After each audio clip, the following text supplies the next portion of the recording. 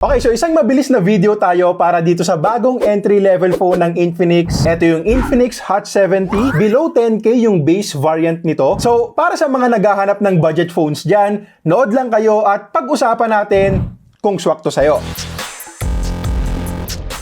Skip na natin yung unboxing, eto na lang yung mga kasama sa loob ng box. And good news naman kasi kahit nagsisipag mahalan na and budget phone nga lang itong pinag-uusapan natin, kumpleto pa rin sa accessories at protektado na rin kaagad kapag ginamit. Terno pa yung kulay ng case sa mismong phone. Exciting yung design para sa akin kasi ang daming kulay na pwedeng pagpilian. Bukod dito sa green texture na nasa atin, meron ding violet, merong silver, merong blue, black at thermo orange. Yung thermo orange ang may color changing design. Nagiging mas light orange siya kapag pinainitan at around 65 degrees. Tapos nagiging mas deep orange naman kapag sobrang lamig or below 0 degrees. Sayang kasi hindi ko may papakita sa inyo. Ibang kulay itong nasa atin. Pero yun nga, bali pwede rin kayong gumawa ng patterns doon gamit ang localized heat. Pero may warning ang Infinix na huwag i-expose ng matagal sa extreme temperatures kasi syempre pwedeng madamage yung battery or matuklap yung back cover kapag sobra. Honestly, nagandahan din ako dito sa green texture na nasa atin ngayon. Ang fresh tignan, malamig sa mata, parang pang bagets yung kulay and buhay na buhay. Tsaka meron nga rin pala ditong parang dahon or feather na design na makikita natin kapag natatamaan ng liwanag. Yung makulay na design sa gilid ng camera, ganun din. Makikita lang din, depende sa ilaw. Malaking phone siya pero manipis, lalo na para sa isang phone na may 6,000 mAh battery. Para may idea kayo, mas manipis pa sa iPhone 17 Pro Max, 7.49mm lang. Tsaka magaan lang din at less than 200 grams. So hindi nakakangalay bitbitin pero dahil nga sa malaking size, mas komportable pa rin kung dalawang kamay ang gagamitin natin. IP65 rated na rin and goods yan sa ganitong segment. May proper water and dust resistance, okay matalsikan, maambunan, wag lang malulubog syempre. SGS certified din for durability pero hanggat maaari, wag pa rin ilalaglag. Hindi naman kasi ibig sabihin na drop proof na yan. Sa materials naman, of course naka-plastic frame tayo. Pero itong back panel, hindi ako sigurado. Wala rin kasing nakalagay sa website ng Infinix. At well, dahil sa presyo, ina-expect ko na rin naman na plastic lang din. Pero pag hawak ko kasi, malamig-lamig din. Parang may pagka-glass na sobrang kinis, madulas hawakan, tapos matte finish, so hindi rin kapitin ng fingerprints. May mga extras pa silang nilagay tulad nitong dedicated AI button. Yan yung kulay orange dito sa kanan na customizable din. So pwede mong baguhin yung function ng long press. Mamaya sasabihin ko rin sa inyo yung ilang mga AI features nito. And meron nga rin pala tayo ditong active halo lighting na pwede nating pailawin or gawing LED indicator for charging, notifications, at iba pa. Pagdating naman sa software experience, naka XOS 16 based on Android 16 na rin to. Kung madalas kayong nanonood dito, maraming beses na rin naman nating napakita ang XOS. Goods din to overall. So far, wala pa namang lumalabas na sugal na ads. Yung bloatwares, minimal lang din, hindi kasing talamak ng ibang mga brands. Sa AI features, meron tayong one-tap AI flash memo. Isang pindot lang dito sa dedicated AI button para mag-save at mag-organize ng screenshots, notes, videos, contacts, at events sa MindHub. Long press naman para sa Folax AI assistant na may access din sa 5 pang AI models like Gemini and ChatGPT. Pwede kang pumili sa mga yan, circle to search meron din. At ang pinaka good news dito ay yung software support. Kasi for less than 10K, nangangako ang Infinix ng 5 years of security support at 3 OS upgrades. Sobrang solid niyan para sa isang entry-level phone, though hindi ko masasabi kung gaano kadalas yung pagbibigay nila ng updates.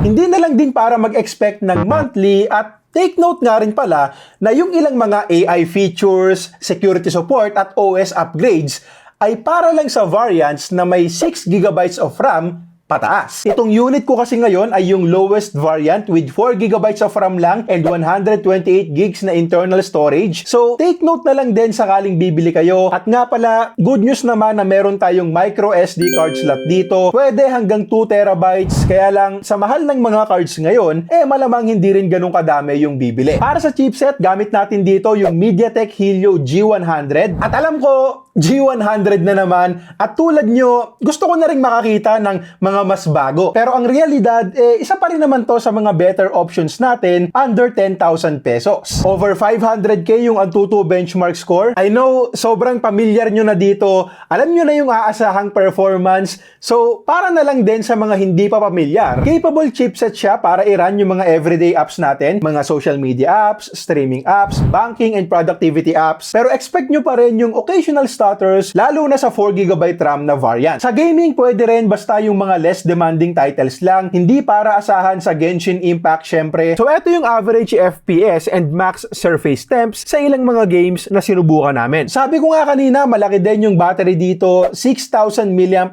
battery. Yes, medyo nagiging common na to sa mga Chinese phone brands, but still, nice to see pa rin na kahit budget phone na ganitong kanipis, may 6,000 mAh battery na. So, maaasahan naman natin yung all-day battery life sa normal usage. Of course, depende pa rin sa kanya-kanyang paggamit natin. Kung dire-diretsong gaming yung gagawin mo, kahit 7,000 mAh, mas mabilis ding mauubos yon. Sa charging naman, mabilis lang din, 45 watts wired charging, kasama na yung charger and cable sa box. Less than 1 hour charging time lang from 10 to 100% base sa testings namin, and meron ding bypass charging sakaling kailangan nyo. Okay, so display naman tayo at dito tayo merong pag-uusapan. Again, malaking display to, 6.78 inches. So, hindi ka talaga makukulangan sa screen size. Naka-punch hole na rin for selfie cam. Medyo makapal nga lang yung side bezels, lalo na dito sa baba. Good news, high refresh rate naman, up to 120Hz. So, andyan din yung smooth scrolling sa mga social media apps and home screen navigation. Responsive din, 240Hz touch sampling rate. In terms of brightness, hindi na rin masama. Enough brightness for indoor use. At nung gamit ko naman sa labas, nasa Tagaytay kami nito, visible display pa rin pero hindi super bright, so mas mainam pa rin kung sisilong tayo. Yung screen resolution ang mas titignan ko dito kasi HD plus lang siya, 720 by 1576, and real talk, mababa na to ngayong 2026. However, para lang maging mas patas din,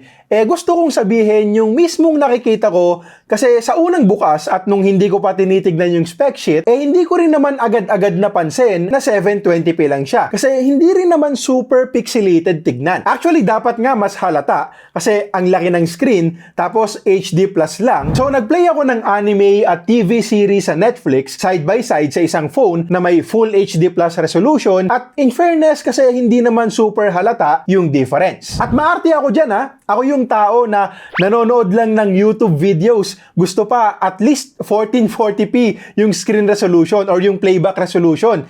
And hindi ko rin naman sinasabing okay lang to. Natural na maghanap tayo ng 1080p resolution, lalo na kung papatak na ng 10,000 pesos yung phone. Kailangan ko lang din talagang sabihin sa inyo yung actual na experience at observations ko nang hindi lang nakabase sa spec sheet alone. Also, nung nanonood ako, naka-dual speaker siya and not bad na rin for the price. Good enough para sa isang budget phone at malinaw mong maririnig yung mga sinasabi ng pinapanood mo. Para naman sa camera, meron tayong 50 megapixel main shooter, may filler cam na isa, tapos 8 megapixels yung selfie cam. And overall, decent photos naman for the price yung makukuha natin pag maayos yung lighting, but mapapansin mo rin kaagad na budget phone lang yung gamit mo, hindi kagandahan pag hindi ideal yung liwanag, at may mga kapresyo din to na may mas magandang camera.